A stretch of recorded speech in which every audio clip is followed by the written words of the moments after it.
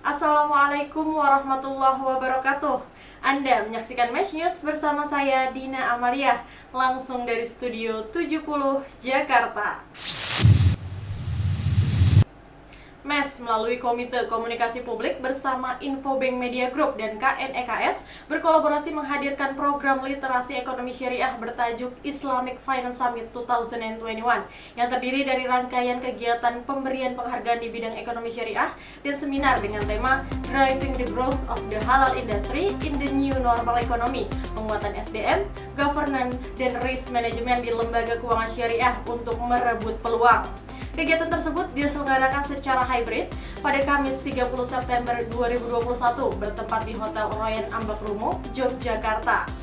Islamic Finance Summit 2021 menjadi sarana diskusi bagi para pemangku kepentingan di industri keuangan syariah untuk mengelaborasi berbagai gagasan konstruktif dalam rangka penguatan tata kelola kelembagaan dan peningkatan kapasitas permodalan guna mendorong pertumbuhan industri keuangan syariah yang berkelanjutan di era digital. Kegiatan diawali dengan welcoming speech dari Direktur Infrastruktur Ekonomi Syariah KNEKS Sultan Emir Hidayat dan keynote speech dari Wakil Presiden Republik Indonesia Ma'ruf Amin. Dalam pidatonya, Ma'ruf mengapresiasi kolaborasi program literasi dan keuangan syariah yang dihadirkan oleh MES bersama Infobank dan KNEKS. Menurutnya, tema yang diangkat sangat tepat dan relevan dalam menjawab persoalan dalam lembaga keuangan syariah. Ma'ruf menegaskan bahwa pengembangan ekosistem rantai nilai halal membutuhkan peran dari lembaga keuangan syariah. Hal ini menjadi penting guna memperkuat kebutuhan pembiayaan syariah bagi industri halal mulai dari koperasi hingga usaha skala kecil. Lebih lanjut, Ma'ruf menyampaikan kinerja sektor industri produk halal turut memberikan nilai tambah bagi perekonomian nasional selama pandemi COVID-19.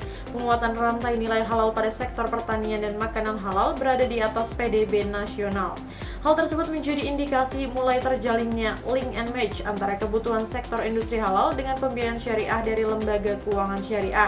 Menutup pidatonya, Ma'ruf meminta kepada lembaga keuangan syariah agar selalu adaptif dan inovatif dalam menghadapi persaingan pasar global yang semakin kompetitif. Rangkaian Islamic Finance Summit 2021 mencangkup penandatanganan nota kesepahaman antara MES yang diwakili oleh Igi Haruman Ahsin selaku Sekretaris Jenderal dan Infobank yang diwakili oleh Eko B. Supriyanto selaku Pemimpin Redaksi tentang penyelenggaraan dan pengembangan kegiatan pemberian penghargaan di bidang ekonomi syariah. Igi menerangkan bahwa kerjasama antara MES dan Infobank ini merupakan bentuk apresiasi kepada segenap insan dan lembaga di industri keuangan syariah yang telah memberikan kontribusi nyata dalam pengembangan ekonomi syariah. Dirinya menjelaskan bahwa program ini akan segera direalisasikan dalam waktu dekat dan diharapkan dapat memotivasi serta menginspirasi para pemangku kepentingan terkait dalam mengembangkan industri halal di Indonesia. Sejumlah pembicara hadir dalam sesi seminar yaitu Direktur Eksekutif Departemen Ekonomi dan Keuangan Syariah Bank Indonesia M. Anwar Basori, Deputi Komisioner Pengawas Perbankan Syariah OJK Teguh Supangkat, Direktur Utama Bank Syariah Indonesia Heri Gunardi, Direktur Utama BRI Dana Reksa Sekuritas Frederika Widya Saridewi, dan Direktur Industri Produk Halal Komite Nasional Ekonomi dan Keuangan Syariah Abdul Ali Yasar. Selain seminar dan penandatanganan nota kesepahaman dalam serangkaian agenda Islamic Finance Summit 2021 juga dilakukan pemberian penganugerahan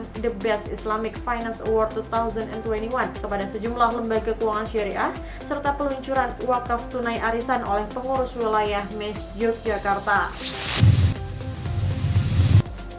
Dewan Pakar PPMS kembali menyelenggarakan Muhadasah sebagai forum diskusi Dewan Pakar MES edisi keempat pada Sabtu 2 Oktober 2021 dengan tema Integrasi Ekosistem Usaha Syariah Sektor Halal Food menuju Surga Kuliner Halal Dunia melalui integrasi nilai pasok. Gubernur Bank Indonesia Peri Warjio selaku Ketua Dewan Pakar PPMS yang senantiasa hadir dalam forum muhadasah ini menyampaikan 3 arahannya terkait proses integrasi ekosistem halal. Pertama, integrasi ekosistem usaha halal mulai dari proses produksi, keuangan hingga pemasaran ke tangan konsumen.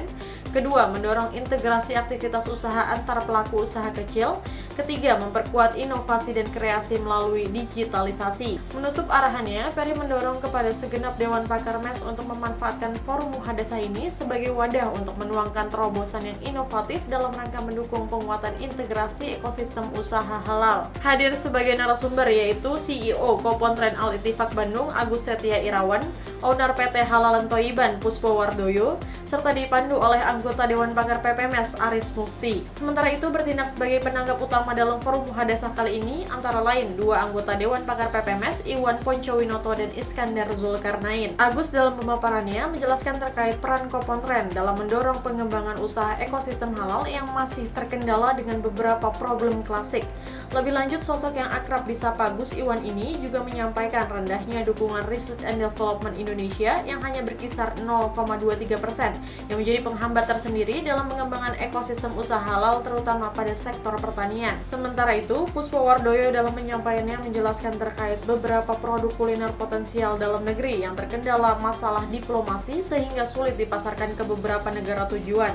Di sisi lain, Iwan Poncowinoto yang berkesempatan menjadi penanggap utama pertama memaparkan terkait implementasi digital ledger teknologi atau dalam hal ini adalah sistem blockchain guna menunjang ekosistem usaha halal di Indonesia. Menurutnya, implementasi blockchain sejauh ini sudah mulai diuji coba dalam pengembangan sistem wakaf nasional dan terbukti sangat membantu digitalisasi. Selain itu, sistem blockchain juga bagian dari upaya untuk menjawab perubahan perilaku dari konsumen pasca pandemi, mulai dari perubahan dalam perilaku konsumsi dan perilaku belanja yang saat ini telah mengarah pada aktivitas yang telah terdigitalisasi. Adapun Iskandar Zulkarnain dalam pemaparannya menekankan 3 strategi yang perlu dilakukan, diantaranya melakukan reframing posisi dari industri halal, memberikan perhatian lebih pada proses digitalisasi produk halal, serta menguatkan peran sosial brand ambassador dalam mempromosikan produk halal di kancah internasional. Adapun Iskandar Zulkarnain dalam pemaparannya menekankan 3 strategi yang perlu dilakukan, diantaranya melakukan reframing posisi dari industri halal, memberikan perhatian lebih pada proses digitalisasi produk halal, serta menguatkan peran sosial brand ambassador dalam mempromosikan produk halal di kancah internasional. Forum yang senantiasa dihadiri oleh seluruh jajaran pengurus pusat MES, baik di tingkat pusat, wilayah khusus, wilayah provinsi maupun daerah ini, diharapkan dapat menstimulus gagasan yang implementatif dalam rangka mendorong integrasi ekosistem usaha halal, mulai optimalisasi sektor kuliner halal dan pertanian. Pengurus wilayah MES Daerah Istimewa Yogyakarta meluncurkan program Wakaf Tunai Arisan dan Gerakan Orang Tua Asuh Anak Yatim pada Kamis 30 September 2021 bertempat di Hotel Royal Ambukrumo, Yogyakarta. Peluncuran program ini menjadi bagian dari rangkaian agenda Islamic Finance Summit 2021 yang diselenggarakan oleh Infobank, MES, serta KNEKS. Dalam kesempatan tersebut, Infobank bersama Komite Komunikasi Publik PPMS juga memberikan donasi senilai 10 juta rupiah sebagai wakaf tunai yang dikelola oleh MES Yogyakarta tersebut. Ketua Umum Pengurus Wilayah MES Yogyakarta, Heru Purwadi yang juga Wakil Wali Kota Yogyakarta menuturkan bahwa program wakaf tunai arisan yang dikelola oleh MES Yogyakarta akan digunakan untuk membiayai seluruh kegiatan pengembangan ekonomi syariah di Yogyakarta, mulai dari literasi dan edukasi, pemberdayaan ekonomi, hingga membangun ekosistem ekonomi syariah dengan skala yang lebih luas. Sementara untuk gerakan orang tua asuh, Heru menjelaskan bahwa program tersebut difokuskan untuk memenuhi kebutuhan dasar seperti pendidikan bagi anak-anak yang menjadi yatim piatu pasca meninggalnya orang tua mereka yang menjadi korban COVID-19. Peresmian 2 program MES Yogyakarta dan pemberian donasi ini disaksikan langsung oleh Sekretaris Jenderal MES, Igi Haruman Aksin, Ketua Komunikasi Publik PPMS, Neneng Herbawati, dan Wakil Pemimpin Redaksi Infobank Media Group, Karnoto Muhammad. Pengurus wilayah MES Kalimantan Tengah terus membangun komunikasi dan sinergi dengan sejumlah pemangku kepentingan ekonomi dan keuangan syariah di Kalteng. Terbaru, MES Kalteng kembali melakukan silaturahim dan koordinasi dengan OJK Kalteng, KPW BI Kalteng, Badan Amil Zakat Nasional Kalteng, serta IAIN Palangkaraya.